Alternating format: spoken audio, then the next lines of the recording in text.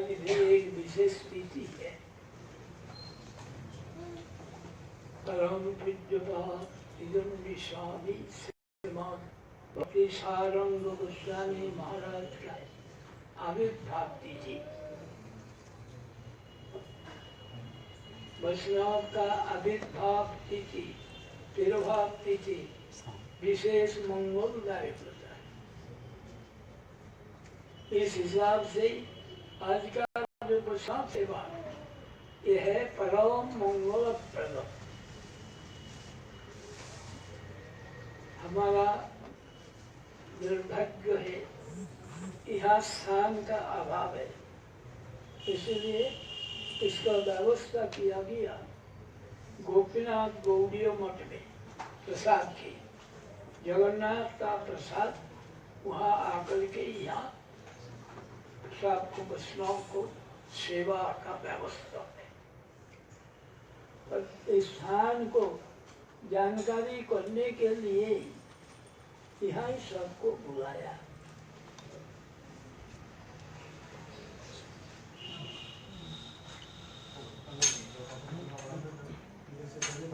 ऊपर नहीं बैठ सकता है, लेकिन उसमें तो एक साथ में होगा नहीं, इसलिए ये सब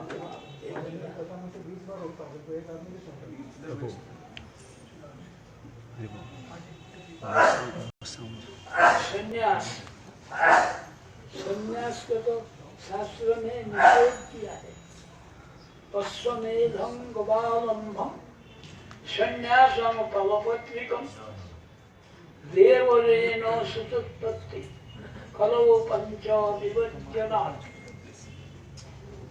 अश्वमेध यज्ञ, गोमेध यज्ञ, संन्यास, फलपत्रिकं पितृपुरुष का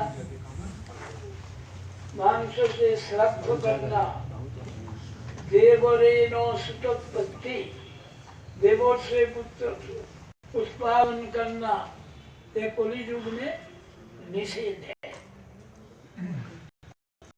लेकिन ये निषेध है कर्म से, भक्ति संन्यास का नहीं। इसलिए देखा जाता है सारी संप्रदाय सभी संन्यास ग्रहण निर्दा किया। ऐसा कि जो लोग मायावादी हैं ये भी संन्यास लेते हैं, ये भी संन्यास ग्रहण करते हैं। तो ये संन्यास का मतलब है त्रिदंड संन्यास। त्रिदंडी, तीन का दंड, काय दंड, मनोदंड, वाक्य दंड। काय मन जुबान से भगवान का सेवा छोड़कर और कुछ नहीं करने का संकल्प से यह है संन्यास। संन्यास का उद्देश्य वही है, काय मन जुबान से भगवान की सेवा करना। साथ साथ ये अवंती नगर का विप्र का भी उल्लेख है। जब हम लोग संन्यास लिया था तब ये वो पढ़ने पड़ता है। जब अवंती नगर का विप्र को कैसा उत्पात किया, रसोई पकाया, तो उसने धूल का मुट्ठी गिरा दिया, तब भी उन्होंने क्षुब्ध हुआ नहीं। तो कोई तो वहाँ निष्ठीबंध किया, थू दे दिया। जितना भी करे उन्होंने क्षुब्ध हुआ नहीं।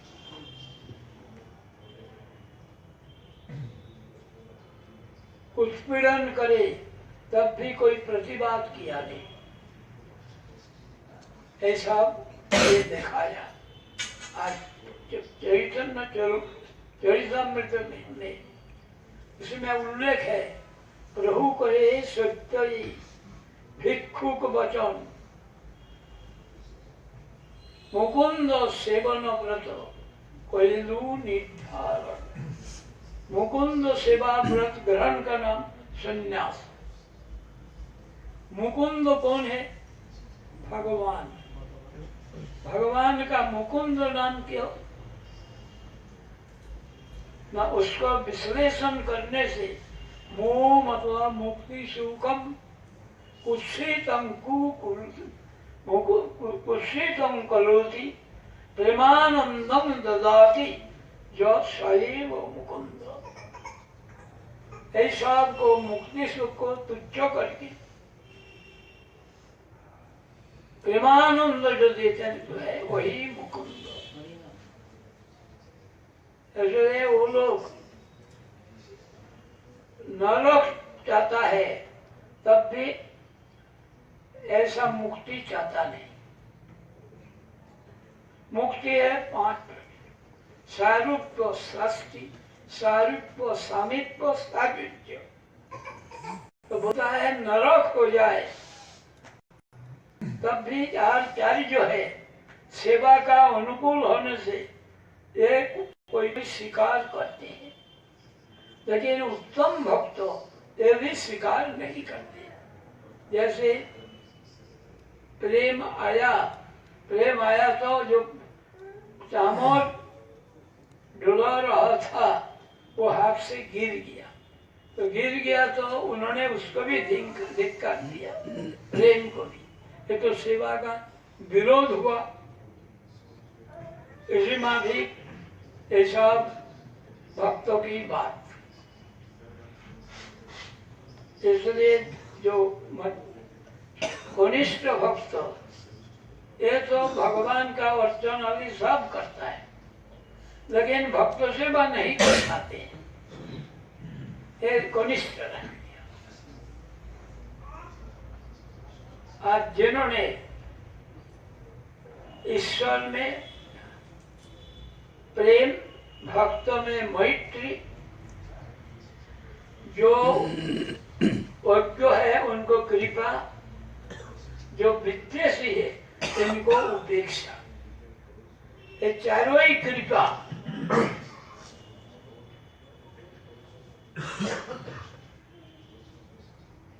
यह है मध्यम। उत्तम कौन है? सर्वभूतेषु जो पश्यति भगवत भाव आत्मना, जो जिन्होंने समस्त प्राणियों के अंदर में भगवत भाव दिखता है। इसीलिए उन्होंने क्या करते हैं? दंडवत प्रणयेत भूमो आश्वागो खर चंडालो। भूमि में दंडवत प्रणाम करते हैं, कुत्ता से लेकर चंडल तक सबको करते हैं, क्योंकि सब में भगवान विराजमान है। जैसे मंदिर टूटा है, भगवत विग्रह है, तो उसमें भी तो प्रणाम करते हैं, उसमें भी प्रणाम करते हैं। इसी में भी वही देखते हैं जो ये सब जो करते हैं से वो होता है भगवत उत्तम, भागवत उत्तम। इसलिए स्थावर जंगम देखे ना ये बात नहीं, किंतु ना देखे तार मूर्ति सर्वत्र स्फुरयेत इष्ट देव मूर्ति। सब जाएगा में अपना इष्ट देव को ही देखते। ये है उत्तम। तो इसलिए उत्तम ना होने से भी घबराने की कोई बात नहीं। किस लिए? जहार कोमल शब्द से कनिष्ठ जन क्रमे क्रमे त्यों भक्त होइबे उत्तम। जो कनिष्ठ है ये भी क्रम से उत्तम भक्त बनेगा। ये बनेगा नहीं ये बात नहीं। कैसे बनेगा? कोई षष्ठ संग करने से, वो लोगों का आचरण देखने से, उसमें से जब लोभ होगा तभी होगा। इसीलिए ऐसा परम गुरु जी ने ऐसा व्यवस्था किया देशમાં भी ये करो। और अपना जीवन में वो दिखाया सब परिवेश का अनुकूल। जब अनुकूल देखा तब तो किसी के साथ दुश्मनी होगा नहीं, तब भी दुष्ट लोग करेंगे।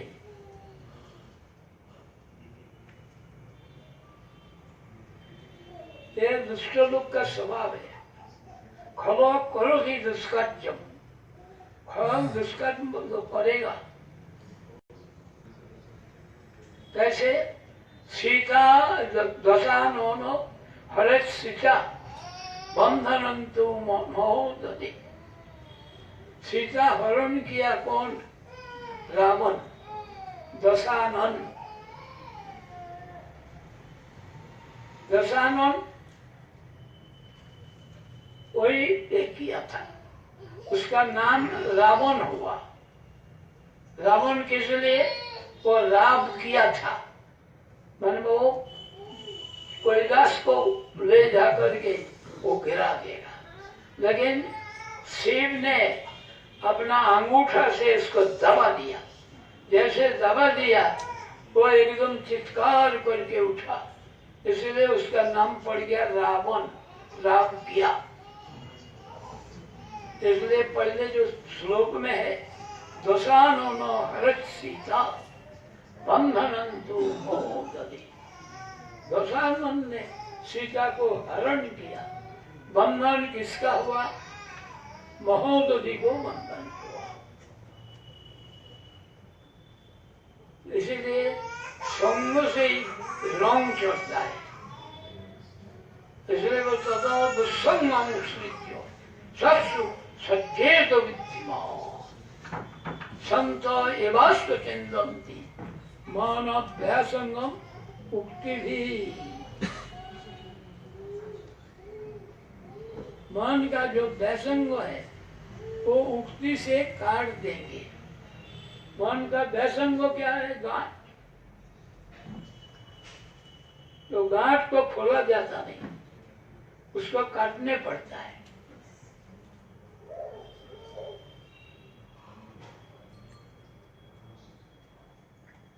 अभी 8 बजा, आप 5 मिनट बोल दो, कुछ बोलने का बाद ही उसको हो जाएगा, सब बता दो।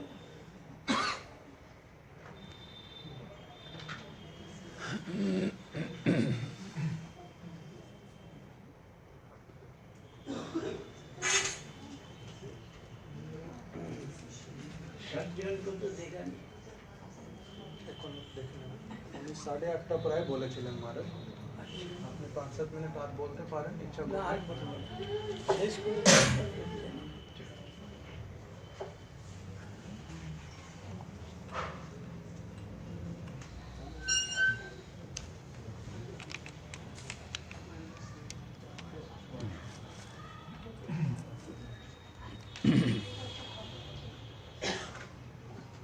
अभी भी ना भक्त लोग और आ रहे हैं। अमरीश प्रभु इधर से भक्त लोग और आ रहे हैं, तो आप थोड़ा सा उधर जगह बना दो, लोगों को कमरे में ले जाओ। बहुत जगह है, बहुत जगह है।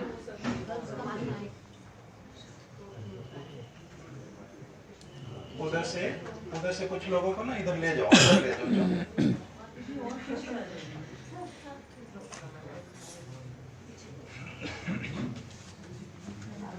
आप भी और क्या? नहीं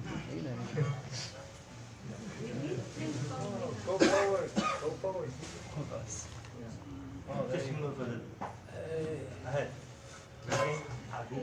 छोटी सी गप मैं सुना देता हूँ। एक दफा आगे 3 भक्त एक दूसरे को महिमा सुना, सुनने के बाद एक दूसरे से मिलने के लिए इच्छा किया। तो उसका रंगनाथ का गुरु उत्सव था। आप अंदर नहीं जा सकते। तो ये लोग सोचा कि इस वक्त जाने से वो शायद दर्शन मिल जाए, ऐसा सोचा। तो जाते जाते रास्ता में क्या हुआ तूफान, ओलावृष्टि, ये सब होने लगा। अब कहाँ जाए? एक टूटा हुआ मकान था, कोई निवास नहीं करते थे। वहां जाकर के देखा एक बाथरूम, वो वहां सेफ है। उन्होंने जाकर उसका अंदर में जाकर दरवाजा बंद किया। बाद में और एक जन आ गया, उन्होंने भी ऐसा ही, सारा कपड़ा कुपड़ा गीला हो गया। उन्होंने कहाँ जाओ कहाँ जाओ, वहां आया, देखा कि ये अंदर से बंद है। तो कौन महापुरुष है, जरा से दरवाजा खोलेंगे, बाहर में ठहर नहीं सकता हूँ, बड़ा दिग्गज।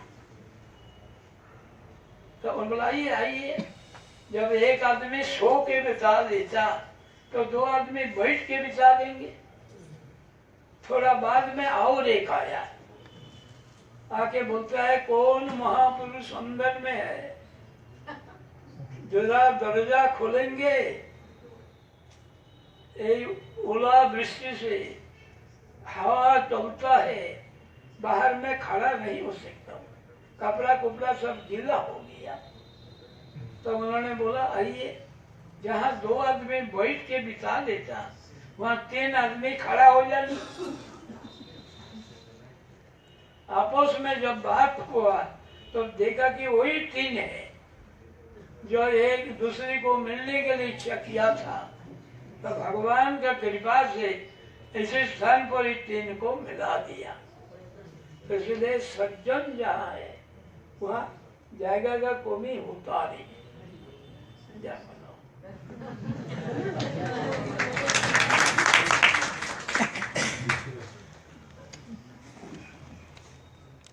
But what does it mean that everybody has to make some space for others? Only by clapping it will not work. In hearing it is very good, but practically application is very difficult because almost 10 times we requested everybody, but I saw not even a single person moved little an inch unless and until I became angry with some of our brahmacharis that why don't you get up? Still nobody hears.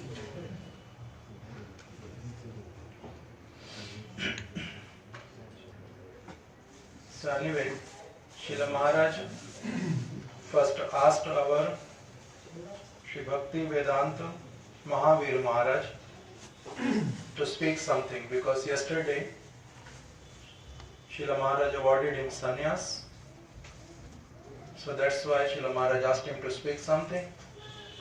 Even though he wanted to speak other things also, but because he was little nervous, first time speaking in front of Srila Maharaj, that's why he did not convey many things. And mercifully, Srila Maharaj again mentioned some of those things which Maharaj told them in his room while explaining the purpose of accepting sannyas and what they have to follow. The very first thing Srila Maharaj mentioned yesterday, that why we have to accept sannyas or why Gaudiya Vaishnavas they give sannyas. Even though there are group of devotees, those who oppose, especially Babajis, they oppose that sannyas in Kali Yuga is not bona fide. One should not accept sannyas. Wearing saffron dress is not allowed. And then Srila Maharaj mentioned that even though this verse appears in Shastras, that in Kali Yuga sannyas is not allowed. But what kind of sannyas is that? There are different kind of sannyas. The devotees, especially in the line of Srila Prabhupada, Bhaktisiddhanta Saraswati Thakur, the sannyas which they accept, that comes under the category of bhakti sannyas. And the prohibition which is there in the Shastra, that is about karma sannyas. Vaishnavas, they don't accept karma sannyas, they accept bhakti sannyas. That's why there is no problem. Srila Maharaj gave example yesterday that in this Kali Yuga itself, Sriman Mahaprabhu himself, a person, a personality who came to teach everything through his own conduct, he accepted sannyas. Ishwar Puripad, Madhavendra Puripad, Srila Maharaj mentioned the name of Srila Prabodhanand Saraswati Pad. All of them, they have accepted sannyas. This is Tridanda sannyasa. And then Srila Maharaj mentioned that how Ramanujacharya, Madhvacharya, Vishnu Swami, Nimbaditya, all of them, they also appeared in this Kali Yuga itself, and they also accepted Tridanda sannyasa and preached everywhere. So by all these great personalities' example through their conduct, we can conclude that verse which is manifested in the Shastras about sannyas, that it is not allowed, that is only about karma sannyas, not about bhakti sannyas. And then afterwards Srila Maharaj mentioned that Sri Chaitanya Mahaprabhu, when he accepted sannyas, at that time he mentioned one thing which is recorded in Sri Chaitanya Charitamrita, in which it is mentioned that ki kaj sannyas mor, prem prayojan, that what was the need for me to accept sannyas. The only thing which I am searching for, that is only prem, Krishna prem, nothing else. So accepting sannyas is also having that special cause, that even though I may had some obligations earlier, but now I am taking a vow. What kind of vow?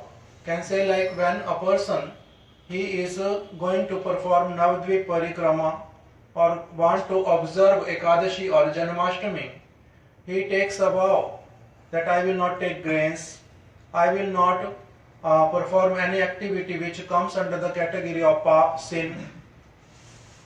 I will engage myself completely with all my senses in the service of Lord, associate with the devotees. That kind of vow one takes. So during the time of sannyas also, one takes a firm vow. And what is that? Mukunda Sevan Vrata. That I am going to perform only the service of Mukunda. Mukunda means Krishna, Lord. Srila Maharaj gave the very special meaning of Mukunda. Even though generally it means a personality who awards liberation, Mukti, Mukunda. But Srila Maharaj mentions Mukti Kutsitam, that personality who makes Mukti as a abominable thing.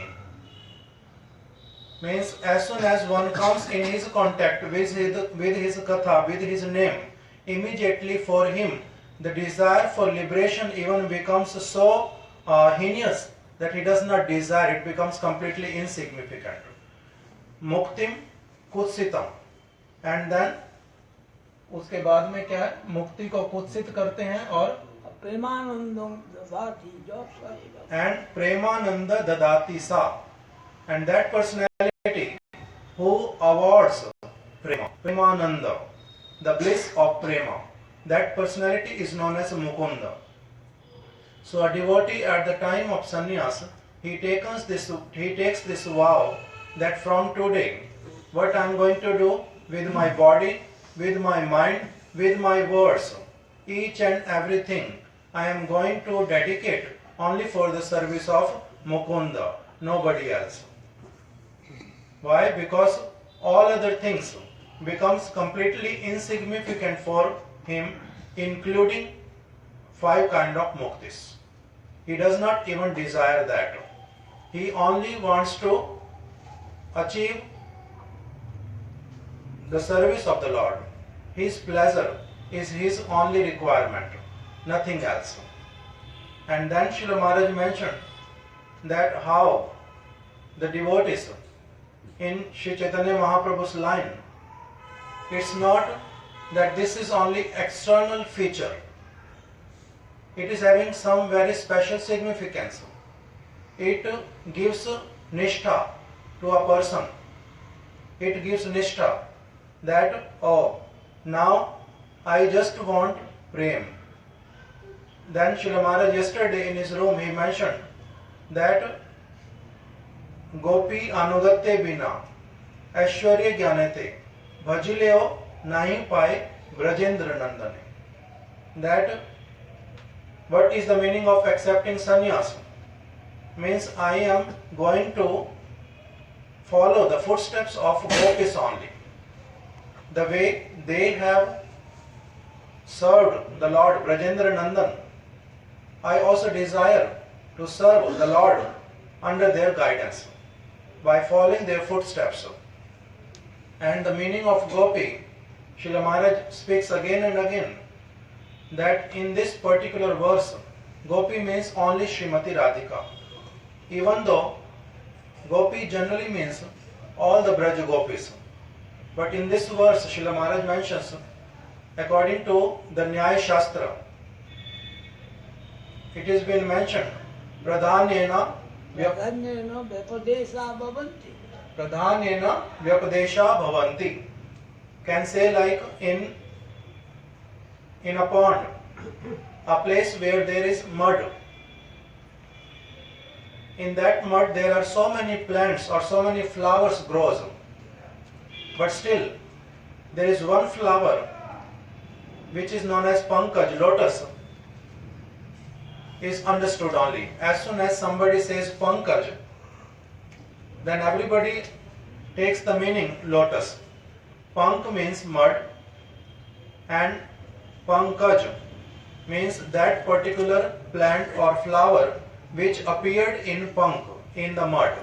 So there are many things which appear over there, but still the meaning is taken only lotus. Why? Because lotus is the most prominent and special, beautiful, fragrant flower. So in the same way, gopi anugatte mina, when say gopi, that means the topmost gopi. Like Srila Maharaj gives one very simple example also.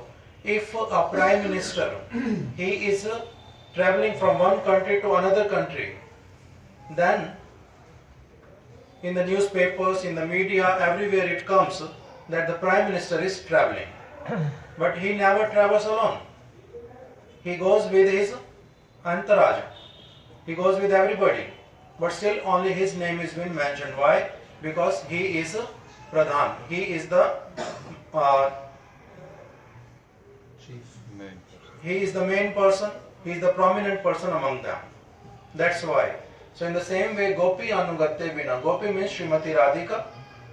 Unless and until one follows her footsteps, it is not possible that one can attain the lotus feet of Brajendra Nandan Krishna.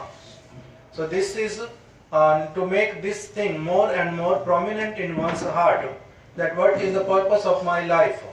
The purpose of my life is to follow the footsteps of the gopis and always become. This verse was also been quoted by Srila Maharaj that Kam Andhatam Prem Nirmal Bhaskar Kam Andhatam Yashoda Prabhu भी आ गए अशोक प्रभु ने उनके लिए विशेष रूप से प्रार्थना किया था आने के लिए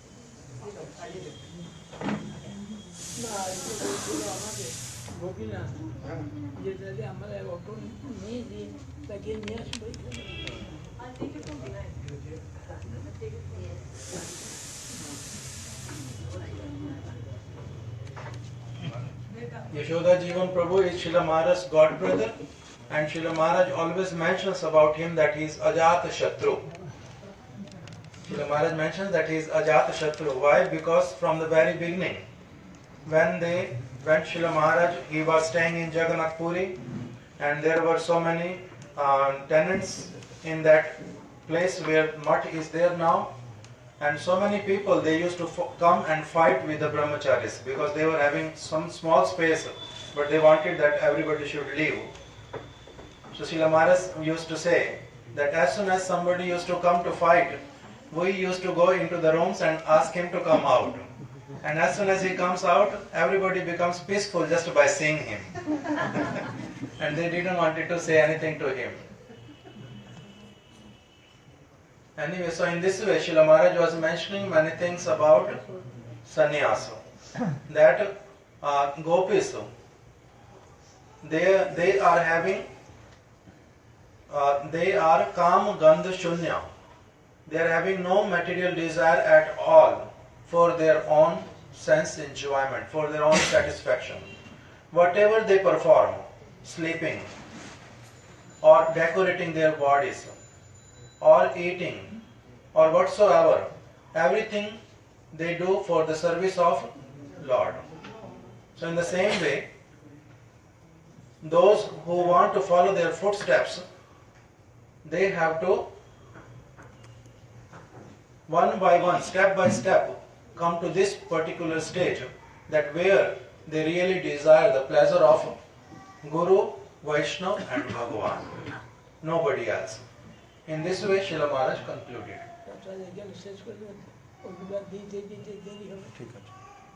So Srila Maharaj is saying that because many devotees, they are here now and it is getting late, Srila Maharaj has to distribute prasadam also now here. He will give some prasadam, and then after that we request everybody to please move toward Gopinath Gaudiya Math. In Gopinath Gaudiya Math, Jagannath prasadam will be served for all the devotees. Day for yesterday, where Srila Maharaj spoke Harikatha, in Gopinath Gaudiya Math, over there, Jagannath prasadam will be served for everybody, so everybody is requested to just move there after taking prasadam from Maharaj's hands. Hare Krishna.